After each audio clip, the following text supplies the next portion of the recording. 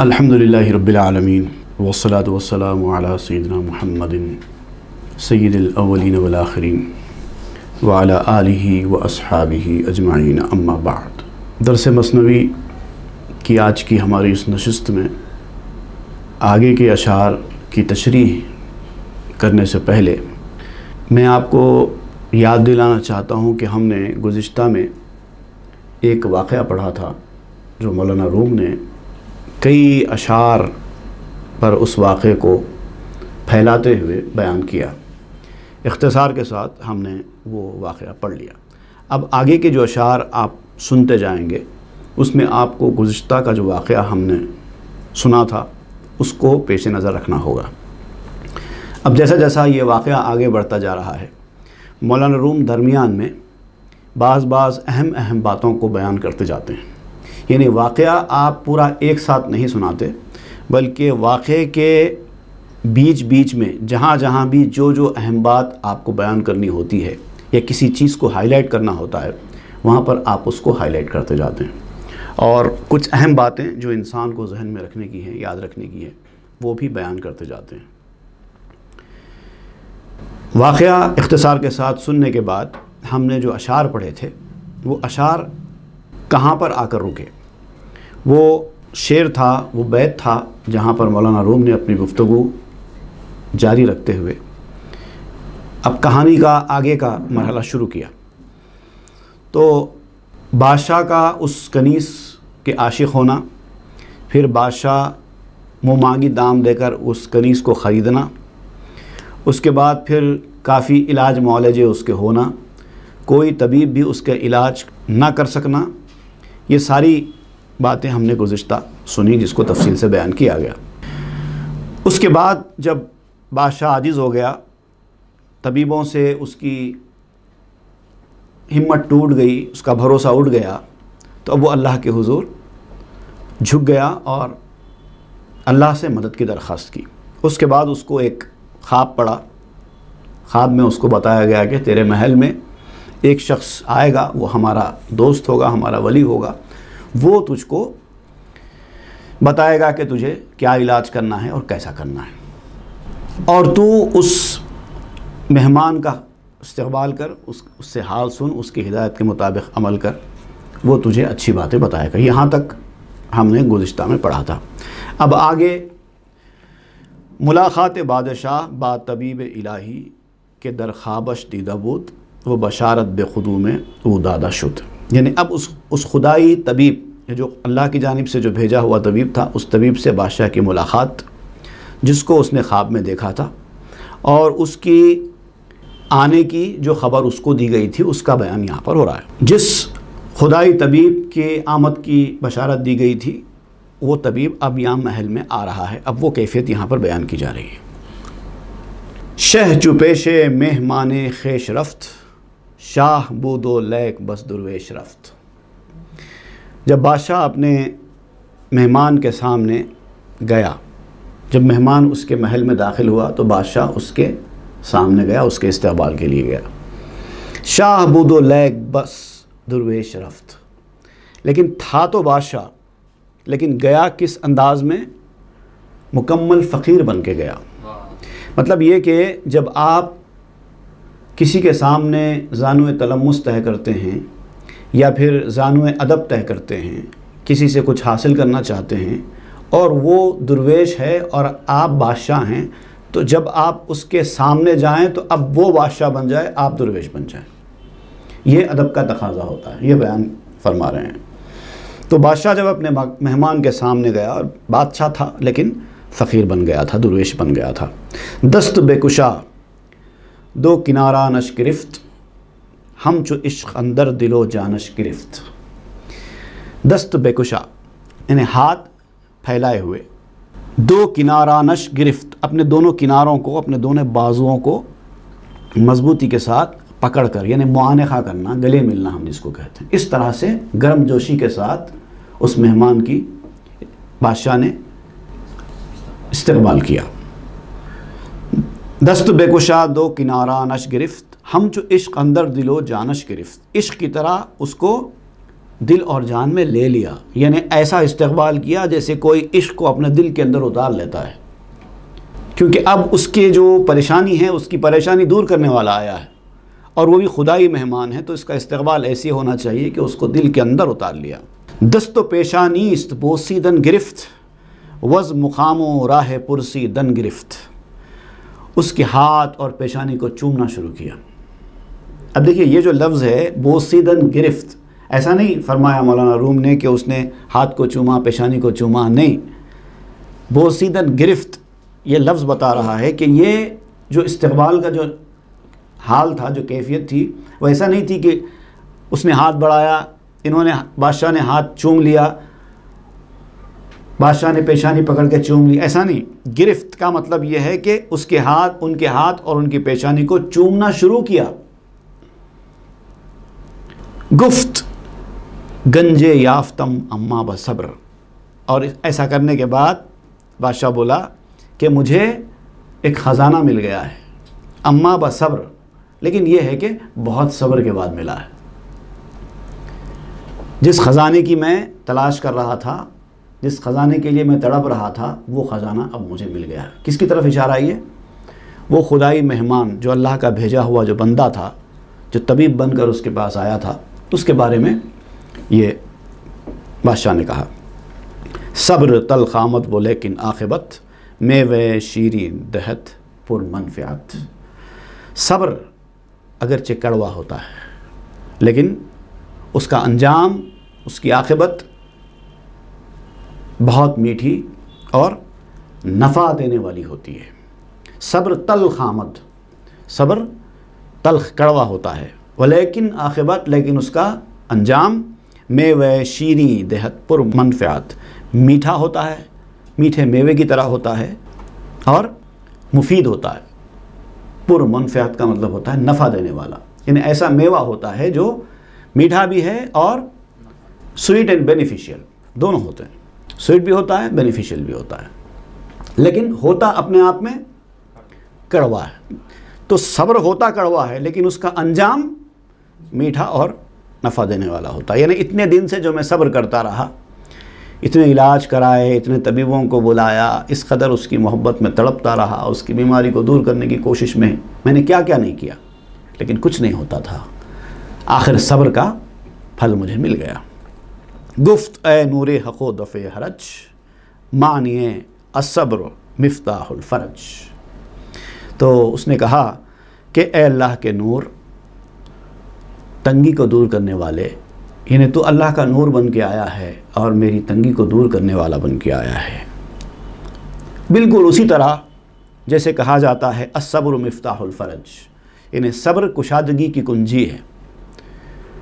آپ کے معاملات میں کشادگی صبر کی وجہ سے پیدا ہوتی ہے، جیسا کہا گیا ہے، اسی انداز سے آپ بھی صبر کی طرح میرے پاس آئیں۔ اے لقائے تو جواب ہر سوال، مشکل است و حل شود بے قیل و قال۔ اے وہ شخص جس کی ملاقات ہر سوال کا جواب ہے، یعنی اب اس کا جو استقبال کرنے کا جو انداز ہے، ایک تو ملاقات کا انداز، پھر دوسرے جو الفاظ استعمال کیے جاتے ہیں کسی کو خیر مقدم کے لیے، وہ سارے آپ استعمال کرتے ہیں بادشاہ صاحب۔ اے وہ شخص جس کی ملاقات ہر سوال کا جواب ہے، اے لقائے تو جواب ہر سوال، مشکل است و حل شود بے قیل و قال، بے شک تجھ سے مشکلیں حل ہو جاتی ہیں۔ ترجمان ہرچے مارا در دلست، دستگیر ہرچے پایش در گلست۔ جو کچھ ہمارے دل میں ہے تو اس کا ترجمان ہے، تو اس کی ترجمانی کرنے والا ہے۔ ہرچے مارا در دلست، جو کچھ ہمارے دل میں ہے تو اس کا ترجمان ہے، ترجمانی کرتا ہے۔ دستگیر ہرچے پایش در گلست، جس کا پیر دلدل میں پھنسا ہے تو اس کا مددگار ہے۔ دستگیر ہرچے پایش در گلست، گل کہتے ہیں کیچڑ کو، کیچڑ کے اندر جس کا پاؤں دھس چکا ہو، ایسے آدمی کے آپ مددگار ہیں، دستگیر ہیں، مدد کرنے والے ہیں۔ مرحبا یا مجتبا یا مرتضیٰ، اب دیکھیے آپ جو الفاظ استعمال کر رہے ہیں اس مہمان کے لیے، ویلکم، مرحبا کہتے ہیں، ویلکم، اے پسندیدہ، اے چنے ہوئے، برگزیدہ، سلیکٹڈ ون،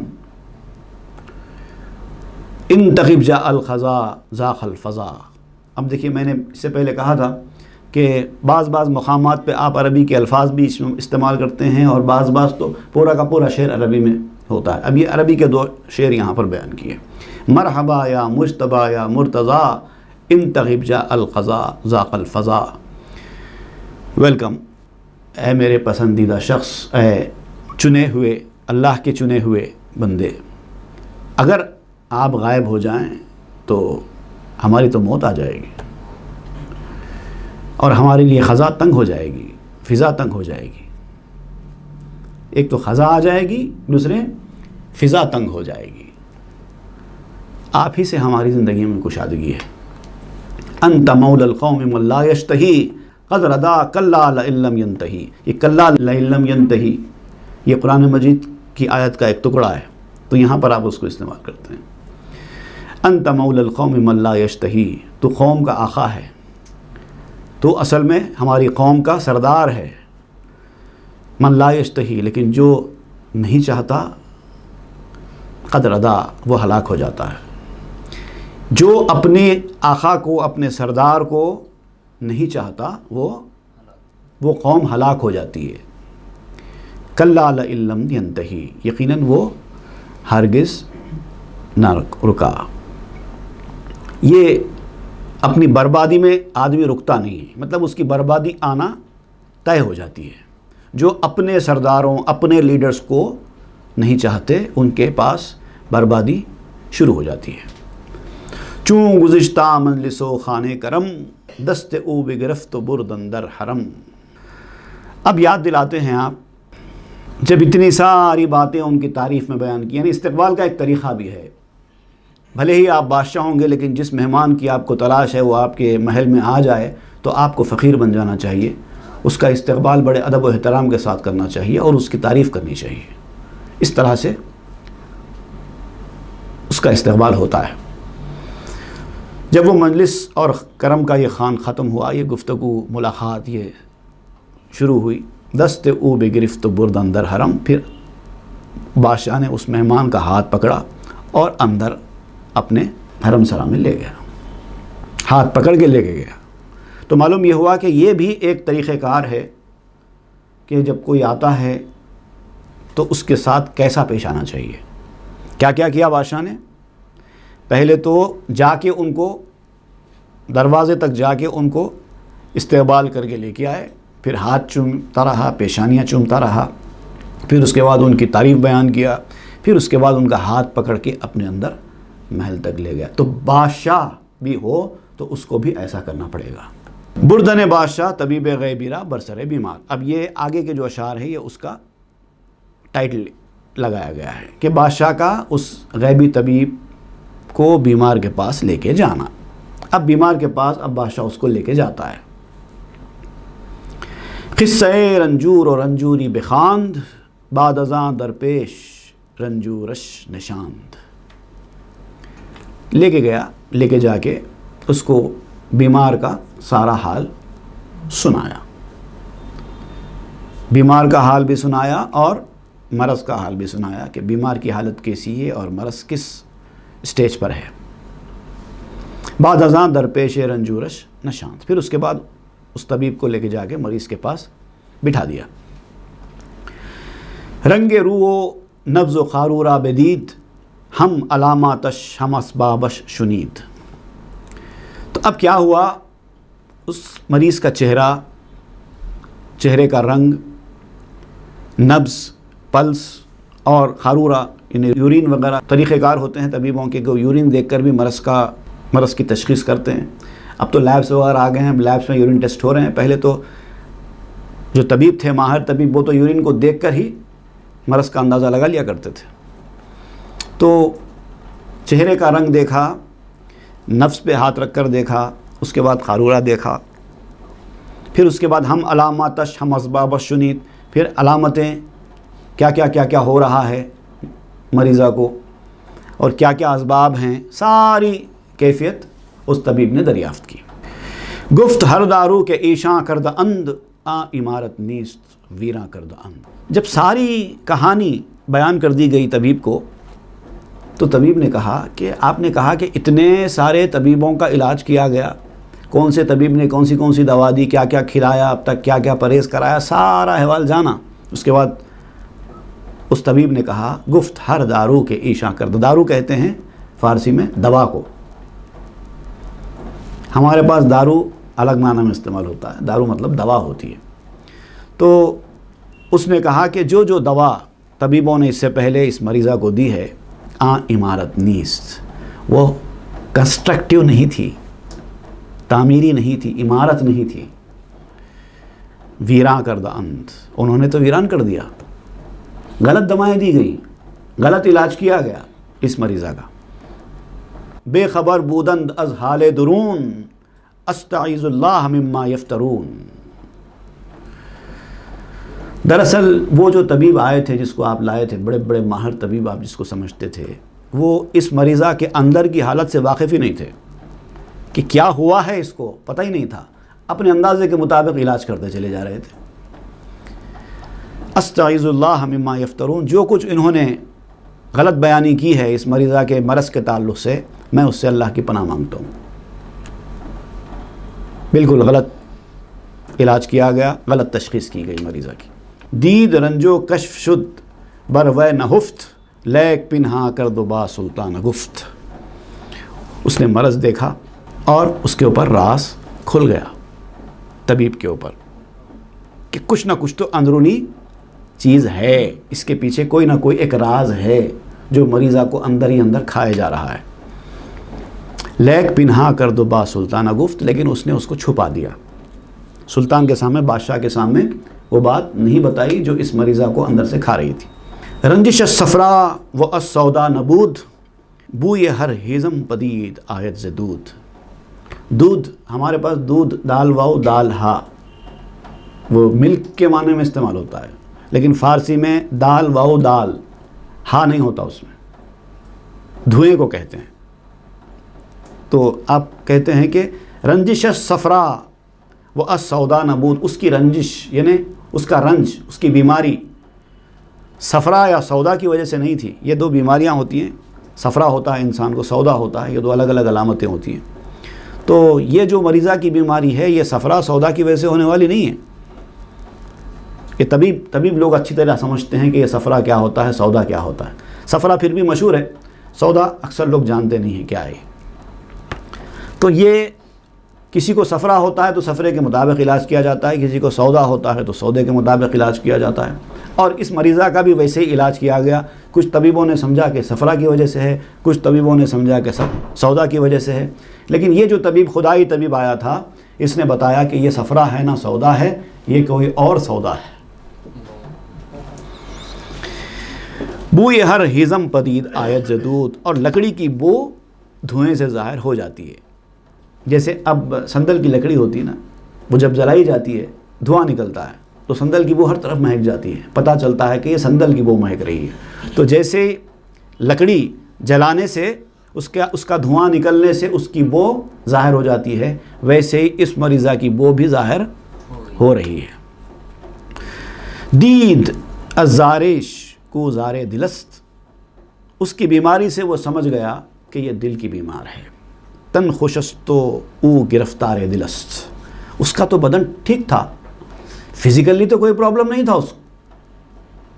تن خوشست او گرفتار دلست، اس کا تن تو اچھا تھا، فزیکلی تو کوئی پرابلم نہیں تھا، لیکن اس کا دل گرفتار ہو گیا تھا، پکڑا گیا تھا۔ دل کا پرابلم ہے، یہ دل کا مسئلہ ہے۔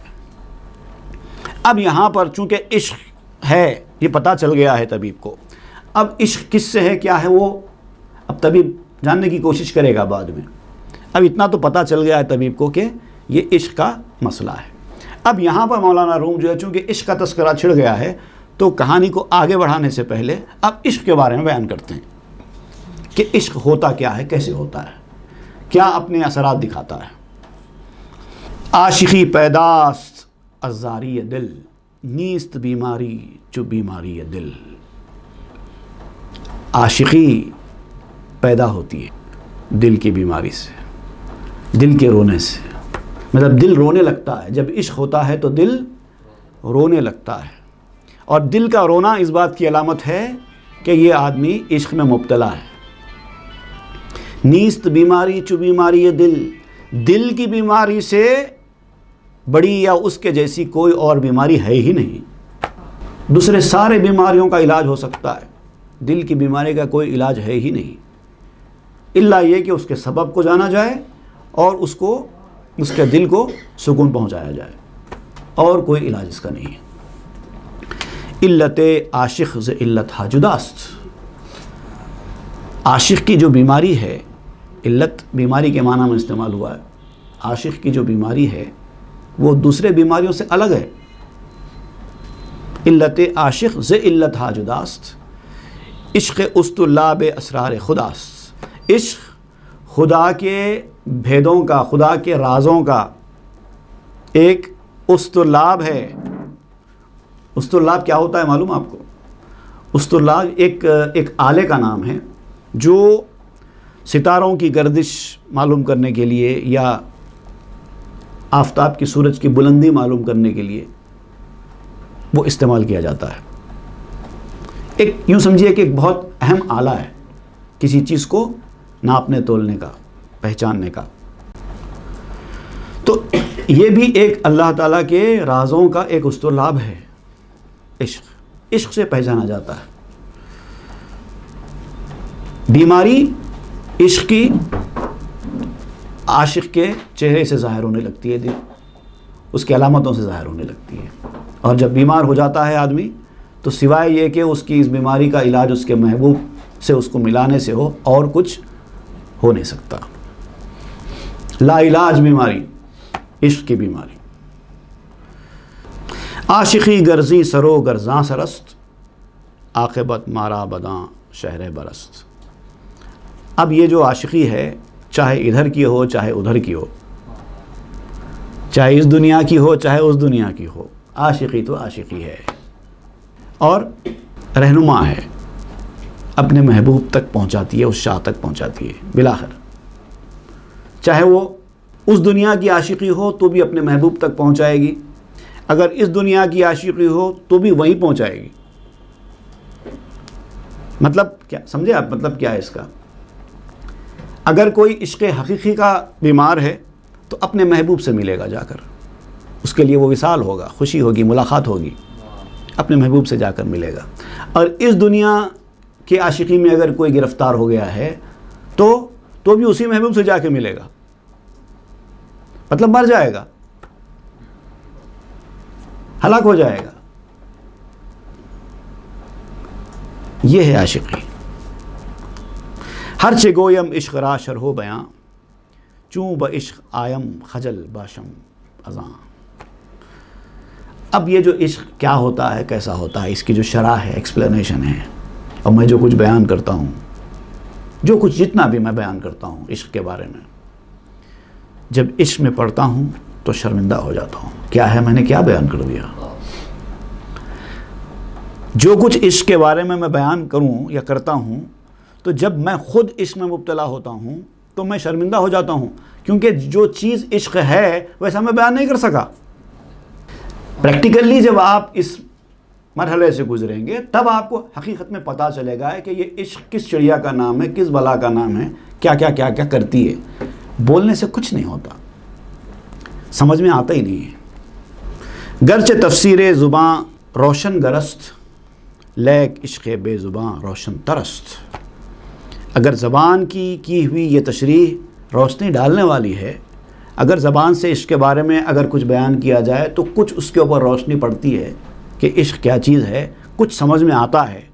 لیک عشق بے زبان، لیکن بے زبان عشق وہ چیز ہے جو اس سے بھی زیادہ روشنی ڈالنے والا ہے، اس سے زیادہ روشن ہے. تو جتنا آپ بیان کر سکتے ہیں وہ اس سے بھی زیادہ روشن ہے. آپ جتنی روشنی ڈال سکتے ہیں آپ ڈالیں گے، لیکن وہ تو اس سے بھی آگے ہے. چون قلم اندر نوشتن می شتافت، چون با عشق آمد قلم بر خود شگافت.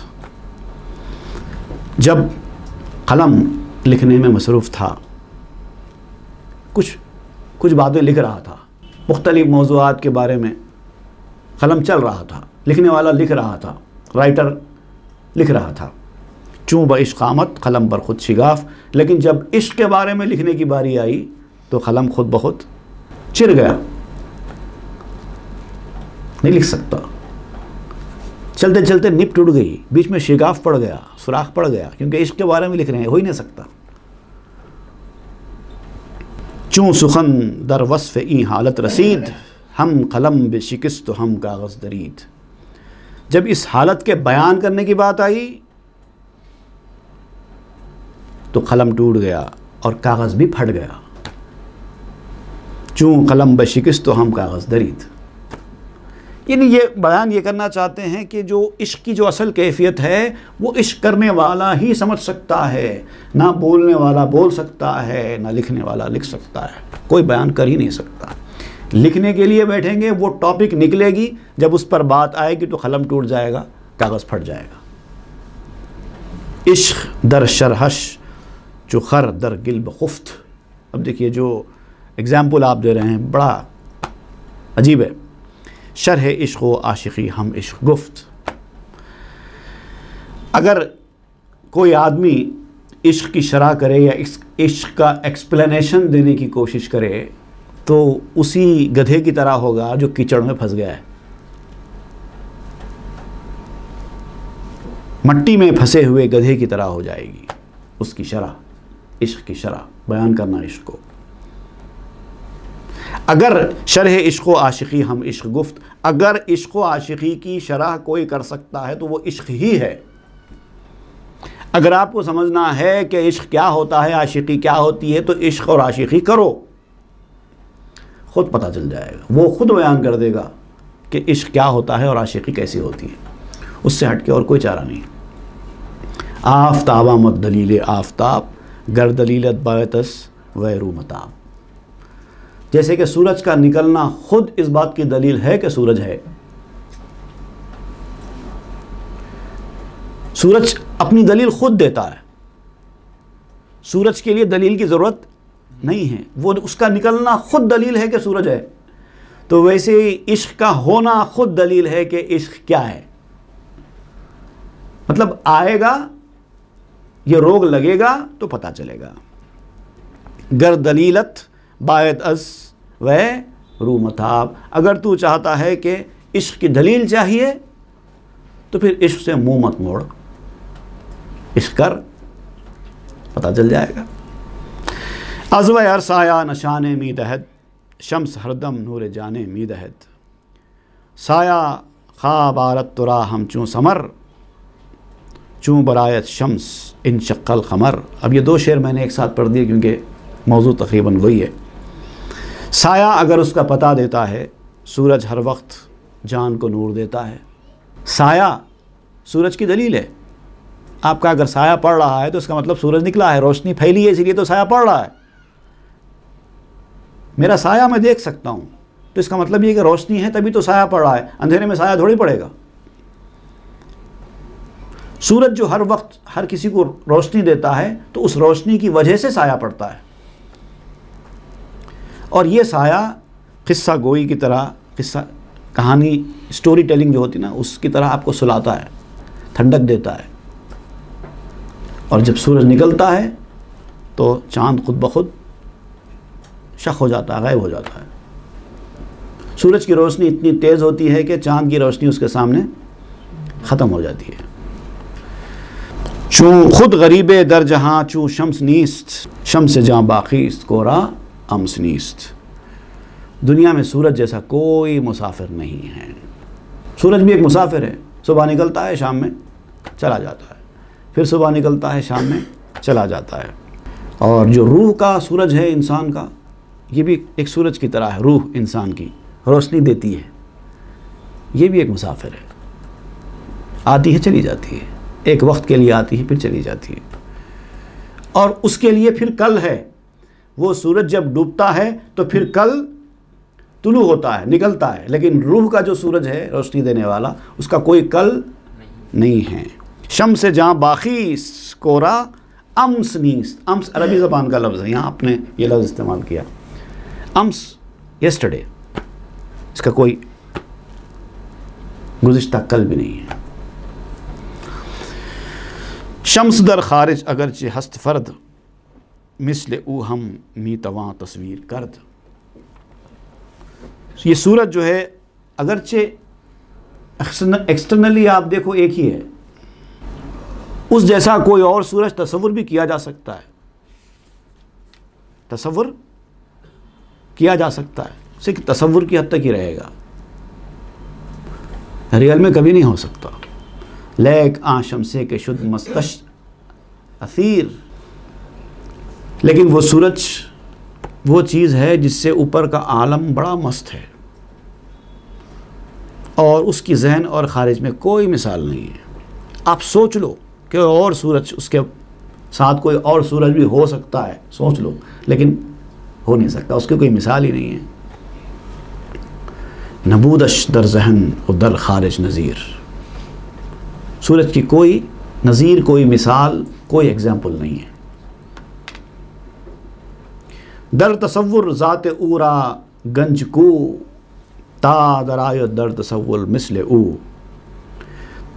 تصور میں اس کی ذات کی گنجائش ہی نہیں ہے، کیونکہ اس کی مثال تصور میں بھی نہیں آ سکتی. وہ اپنا ایک انوکھا مقام رکھتا ہے سورج، جو روشنی دینے والا ہے. تو اب ایک انسان کو آپ سورج سے تشبیہ دے رہے ہیں کہ وہ انسان جو عشق کے روشنی سے منور ہے، جس کی روح عشق کی طرح، عشق سورج کی طرح لوگوں کو نور پہنچا رہی ہے، وہ ذات کیا ذات ہوگی جو سورج کی طرح دنیا میں اپنی روشنی پھیلا رہا ہے. اس کے جیسا کوئی تصور میں نہیں آ سکتا. یہاں پر جو ہے آپ فوری اپنے پیر و مرشد کی طرف تصور لا لیتے ہیں. مولانا روم ایک کہانی ہے، اس کے تسلسل میں ایک بیان کرتے کرتے فوری آپ کا تصور اپنے پیر کی طرف منتقل ہو جاتا ہے. اب یہ جو گفتگو آپ نے فوری چینج کر دی، فوری آپ کا تصور اپنے پیر و مرشد کی طرف پلٹ گیا. اب وہ ایک شمس کہتے جاتے ہیں. شمس سے مراد اصل میں وہ اپنے پیر حضرت شمس تبریزی رحمۃ اللہ علیہ کی طرف لے جاتے ہیں. یہاں تک تو صرف شمس کا تذکرہ کرتے رہے. اب رہا نہیں گیا. اب اشاروں کی نام میں بات کرنا آپ کو پسند نہیں آیا. اب آپ نے باضابطہ ان کا نام لے لیا. شمس تبریزی کے نور مطلقست، آفتابستو ز انوار حقست. شمس تبریزی مکمل نور ہے، کمپلیٹ لائٹ. آفتابست ایک سورج ہے، اور اللہ کے انوار میں سے، حق کے نوروں میں سے ایک نور ہے. چوں حدیث روئے شمس الدین رسید، شمس چارم آسمان سردر کشید. جب شمس الدین تبریزی کے چہرے کی بات آ ہی گئی ہے، اب دیکھیے آپ کیسا کھینچ تان کے پھر لے کے آتے ہیں اپنے پیر و مرشد کی طرف گفتگو. جب ان کے چہرے کی بات آ ہی گئی ہے تو چوتھے آسمان کے سورج نے بھی منہ چھپا لیا ہے. شمس چارم آسمان سردر کشید، منہ چھپا لیا ہے. چوتھے آسمان کے سورج نے بھی منہ چھپا لیا ہے. واجب آمد چونکہ بردم نام او، جب میں نے اب ان کا نام لے ہی لیا ہے تو اب یہ مجھ پر ضروری ہو گیا ہے. شرح کردن رزم از انعام او، تو اب ان کے انعام و اکرام کی تھوڑی سی شرح بھی کر دوں. اب یہاں تک تو پہلے اشاروں میں آپ بات کرتے کرتے شمس کہتے جاتے تھے، بعد میں جب رہا نہیں گیا تو آپ نے ان کا نام لے ہی لیا. اور جب نام لے لیا تو کہتے ہیں کہ اب نام لے لینا کافی نہیں ہے، تھوڑا آپ ان کے بارے میں بیان ہی کر دوں. اب رہا نہیں جاتا، کیا کریں. جب نام لے لیا تو اب ان کی تعریف کیے بغیر دل کو ٹھنڈک پڑنے والی ہے نہیں. اب ان کے انعام کی، ان کے اکرام کی، ان کے مقام کی تھوڑی سی شرح بھی کر دوں. ای نفس جاں دامنم پر تافتاست، بوئے پیراہان یوسف یافتاست. کیونکہ اب میری روح مستعد ہو گئی ہے. اب ان کا نام لیتے ہی، ان کا ذکر کرتے ہی اب میری روح مستعد ہو گئی ہے، حرکت میں آ گئی ہے. یعنی ایسا ہوا ہے مجھے جیسے میں نے ابھی بھی یوسف علیہ السلام کے خمیس کی خوشبو سونگھ لی ہو. یہ کیفیت ہو گئی ہے میری. کدھر تذکرہ کدھر چل رہا تھا, کہاں سے عشق ہوتے ہوتے ہوتے عشق کی بات نکلی, پھر آپ نے روح کو, شمس کو اپنی گفتگو میں لایا, اور لاتے لاتے شمس کے ساتھ ہی, روشنی کے ساتھ ہی اپنے شمس تبریزی یاد آ گئے. وہاں سے شمس تبریزی کا نام لے لیا, اور شمس تبریزی کا نام لیتے ہی اب ان کی تعریفیں بیان کرنا شروع کر دی. کیوں؟ یہ کہتے ہیں کہ کیا کروں, میں مجبور ہوں, میری روح مستعد ہو گئی ہے, حرکت میں آ گئی ہے, اب میں رہ نہیں سکتا بغیر اب ان کا تذکرہ کیے, ان کی تعریف کیے کہ ایسا محسوس ہوتا ہے مجھے جیسے میں نے یوسف علیہ السلام کی خمیس کی خوشبو سونگھ لی ہو. کز برائے حق صحبت سال ہا, باز گو حالے ازاں خوش حال ہا. میں نے برسوں تک ان کی صحبت اختیار کی, اور اس صحبت کا حق ادا کرنا میرے لیے ضروری ہے. تو اس لیے میں اب ان کا احوال بیان کیے بغیر رہ نہیں سکتا. کیا کروں؟ برسوں کی صحبت کا حق ادا کرنے کے لیے اس ذات کا احوال میں بیان کروں گا جس کا حال بہترین حال رہا ہے, خوشحال ہا, جس کے احوال بڑے پیارے رہے ہیں. تا زمین و آسماں خندہ شود, عقل و روح و دیدہ صد چنداں شود. اب میں تذکرہ کر رہا ہوں ان کا تاکہ زمین اور آسمان بھی ہنسنے لگیں, عقل, روح اور آنکھیں 100 گنا ہو جائیں. عقل و روح و دیدہ صد چنداں شود, صد چنداں کئی گنا, 100 گنا, صد چنداں 100 گنا. گفتم اے دوراؤ فتادہ از حبیب, ہم چو بیمارے کے دو رست طبیب. میں نے کہا کہ دوست سے دور پڑی ہوئی اس بیمار کی طرح جو طبیب سے دور ہو. یعنی میری جو کیفیت ہے ایسی ہے جیسے اب کوئی بیمار ہے جو اپنے طبیب سے دور ہے. اب اس کی بیماری, عشق کی بیماری اسی صورت میں اچھی ہو سکتی ہے جب اس کا طبیب اس کو مل جائے, اس کا محبوب اس کے پاس آ جائے. اب یہ جیسے ایک عاشق کے جو کیفیت بیان کر رہے ہیں, اس کنیز کی جو بیماری, محبت عشق کی بیماری کا جو حال بیان کر رہے ہیں کہ اس کے محبوب کو لانے کے لیے, اس کی بیماری دور کرنے کے لیے جو جتن ہو رہے ہیں اس واقعے میں, میرا حال بھی کچھ ایسے ہی ہے. یہ بیان کر رہے ہیں میں دور ہوں اپنے پیارے سے, اس بیمار کی طرح جو طبیب سے دور ہے. لا تکلفنی فانی فی الفنا, قلت افہامی فلا احصی ثنا. مجھے مجبور نہ کرو, میں تو فنا ہو گیا ہوں, میری سمجھ کام نہیں کر رہی, درماندہ ہو گئی ہے, میں ان کی پوری تعریف کر بھی نہیں سکتا. کیا کروں؟ یعنی عشق اور جدائی کی جو کیفیت میرے اوپر ہے, اس کی وجہ سے جو میری حالت ہو گئی ہے کہ میں چاہتا ہوں کہ ان کا تذکرہ کروں, چاہتا ہوں کہ ان کی تعریف کروں, اس کے بغیر رہ نہیں سکتا, مگر وہ کر بھی نہیں سکتا. حالت اتنی خراب ہے ان کی جدائی میں, اتنا درماندہ ہو گیا ہوں کہ ان کی ثنا کا, ان کی تعریف کا حق بھی میں ادا نہیں کر سکتا. کل شیء قالہ غیر المفیق, ان تکلف او تصلف لا یلیق.